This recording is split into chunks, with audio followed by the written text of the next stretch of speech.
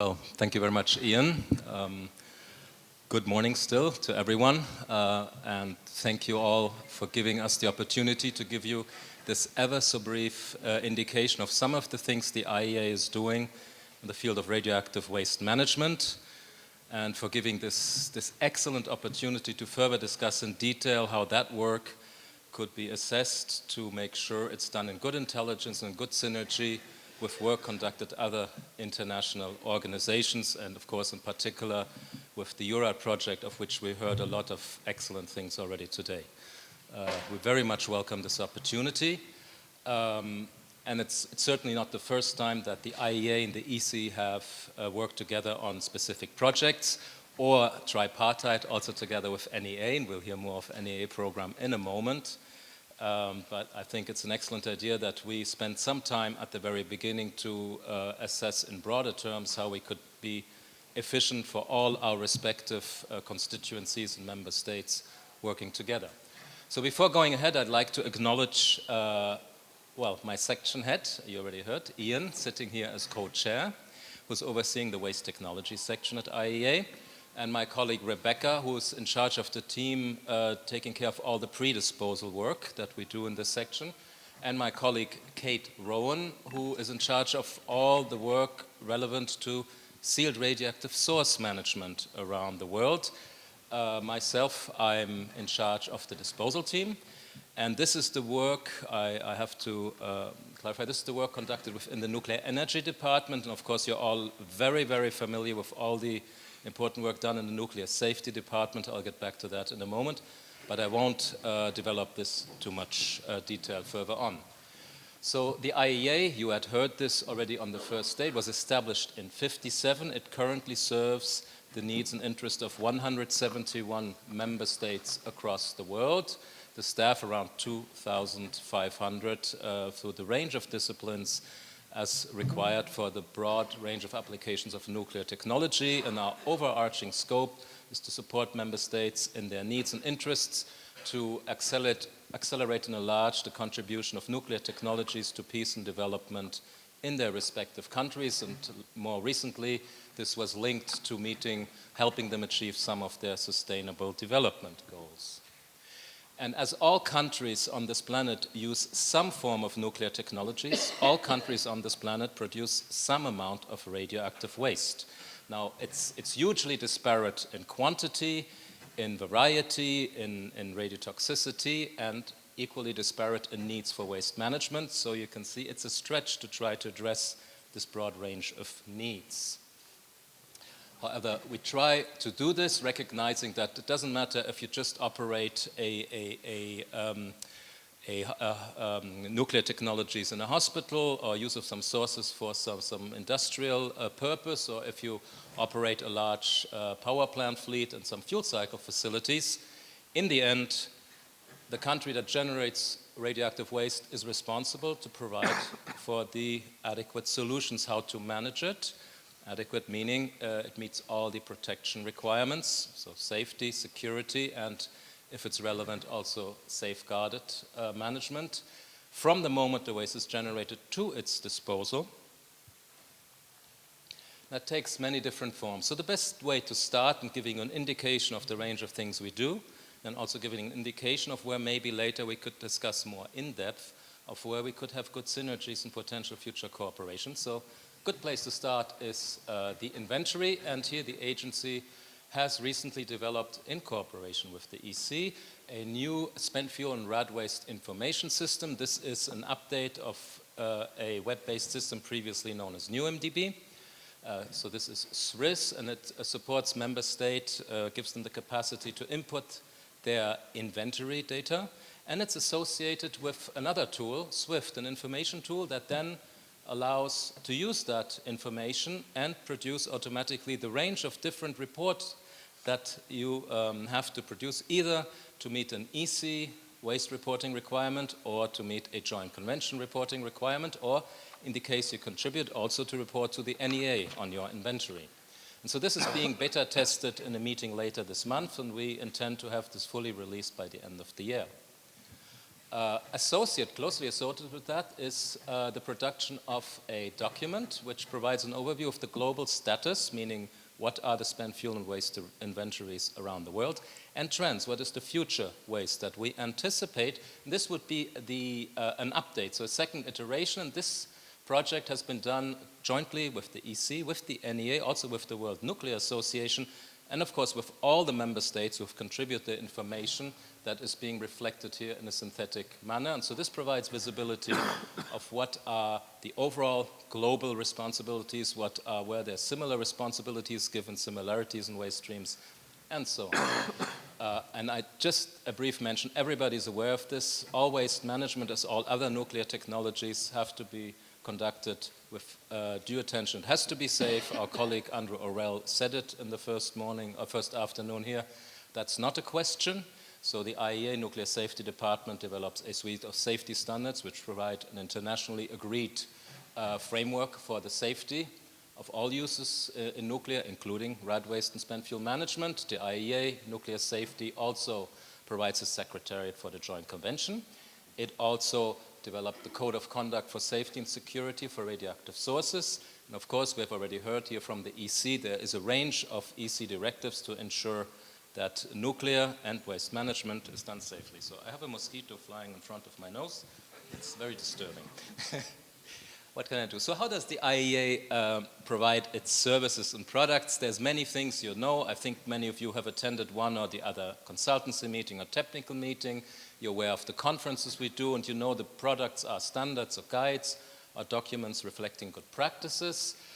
Coordinated research projects, you may know that we manage and curate a number of international databases. I just mentioned the SRIS. There are many others, and maybe one that's less well known. We also have an international catalog of the disused sealed radioactive sources and the devices they may be in. This is very useful because quite frequently very old sources are found somewhere in the world and nobody remembers where they come from nor how they're designed. So how do you dismantle them?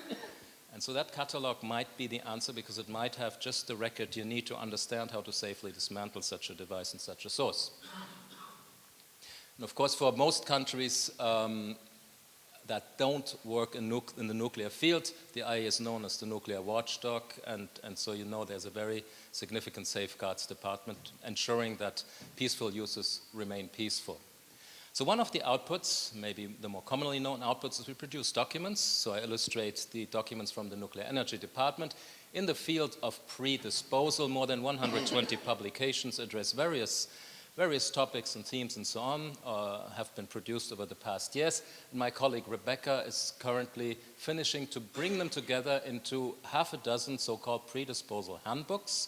Each one of them provides a synthetic overview of the current state of art of technologies available around the world to address different relevant aspects of pre-disposal. I think rightly so split in two parts. One which is a written, so paper form synthesis, which will have a more perennial character. It won't change that fast. And the second part goes more into detail, and as technology in these fields may iterate and improve, that it will be provided in electronic form and offer the chance for more rapid updating. An indication of what we do in waste disposal. So some of the documents and projects my team has worked on over the past few years. Some of them are in publication right now. For example, countries that start with saying, okay, now we need to be serious, we need disposal. We have this type of waste. What is a suitable disposal option? Well, we developed a document to provide an overview of the concepts that have been tried and proven and studied around the world. For various waste streams, there are various types of disposal concepts that have been shown to hold the potential to provide for the needed safety. We also develop a document, for example, well, how do I start with my deep geologic disposal program? I very much appreciated Balin's presentation, who, well, is already much further along in Hungary than it may have seemed there.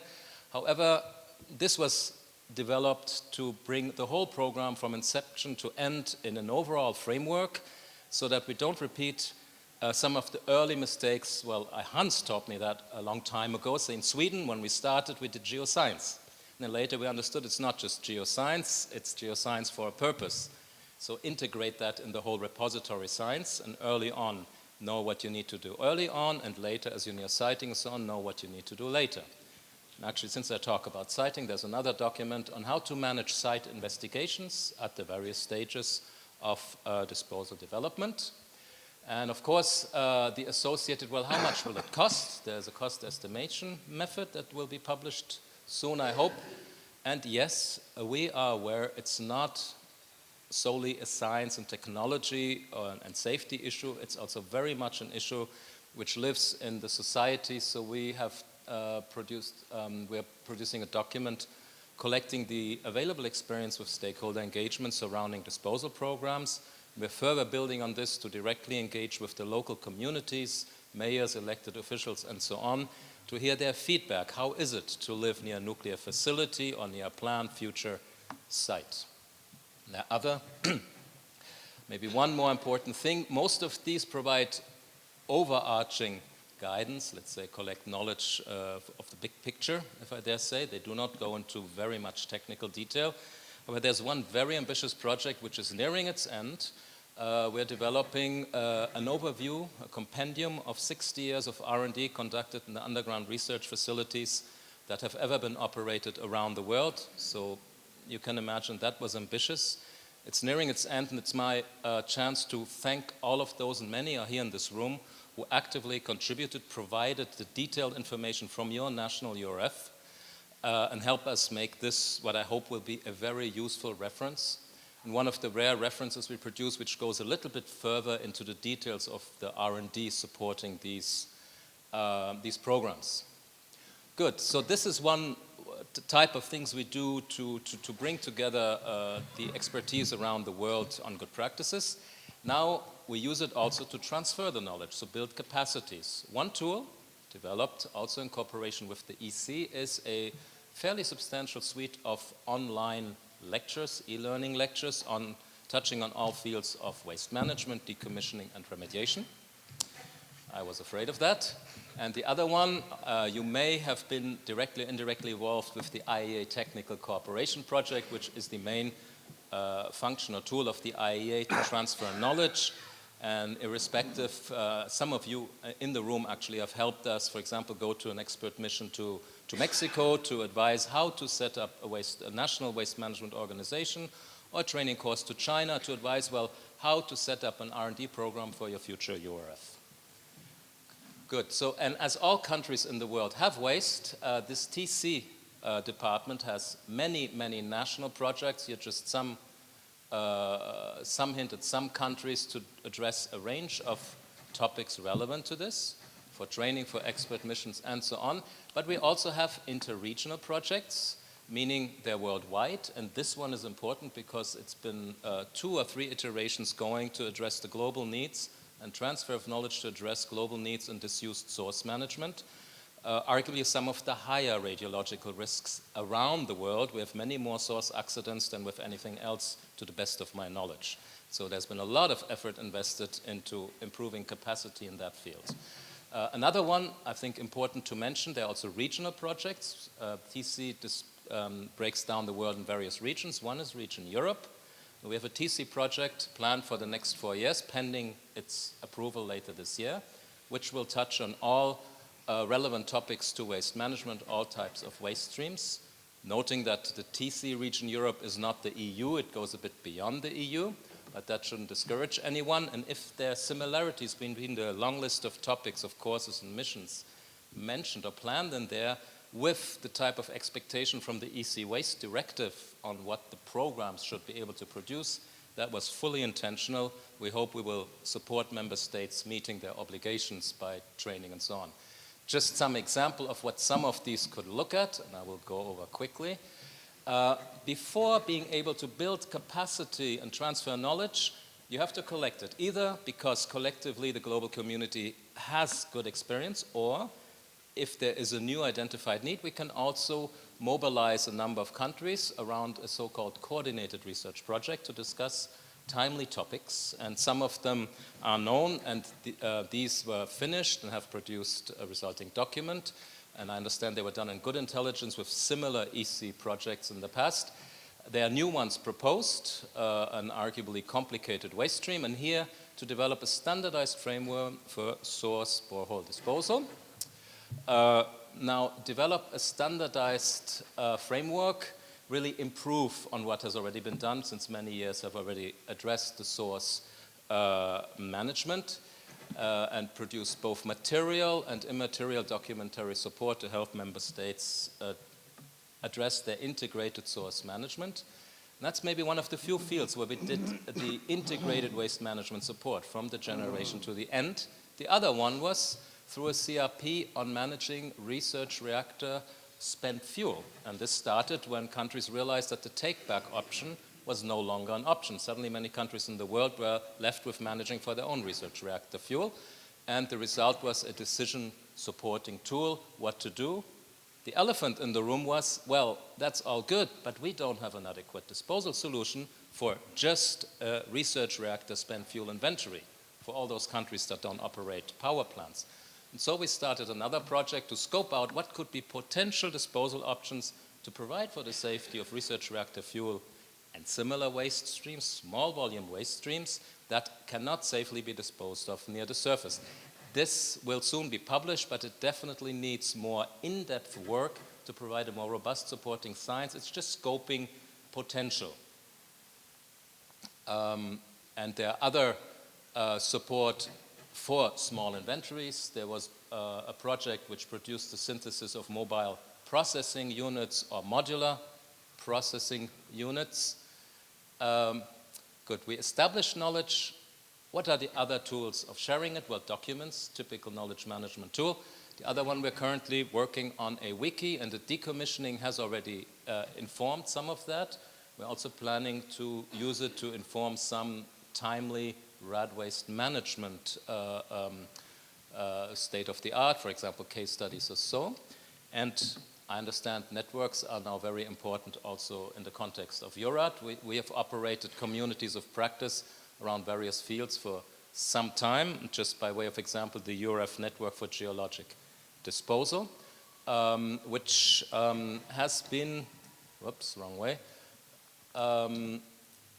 which not only provides a regular meeting place for representatives of organizations who work on geologic disposal or who need to start working on this and share what's the recent experience and updates, but also give us feedback, well, what are the topics as a community that we'd like to work? And they advise us that maybe the DGR roadmap or really the URF compendium would be very useful for future developments. So we started working on that. And now that these are almost done, for the past 2 years, through a series of discussion, they advised us, how about we start a project to collect the global experience on how to develop a national R&D program that will support disposal. Good, so I'll summarize. Apologies, Pete, I know I'm over.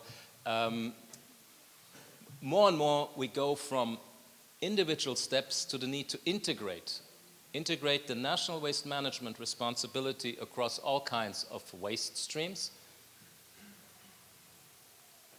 And so do we have the adequate synergies across organizations? Because sometimes it's different organizations who take some responsibility, but also integrate across the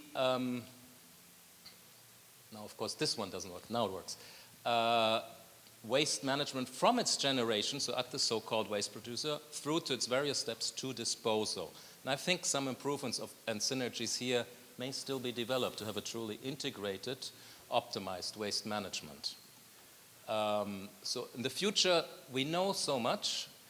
So ideally, we know how to plan and prepare for future waste management and do it very well. And we could say, well, avoid or minimize, integrate and anticipate. The reality, here we go. In part that may be that, and I was happy to hear, I think it was from CA, that the sodium and the sodium-cooled fast reactor waste issue has been solved. If I understood that correctly, that would be very nice. But I'm afraid that some of the designs of future nuclear technologies do not yet fully address what waste will be produced with these future uses of technologies, and would be very good to anticipate those as well. And so we're thinking of anticipating. Therefore, my apologies to going over time. closing with some of the other thing IAEA does is organize conferences. You may be aware there's a spent fuel conference later this month, and also in October there will be a conference from the Material Research Society on the scientific basis for nuclear waste management that is organized in cooperation with IAEA. Thank you for your attention.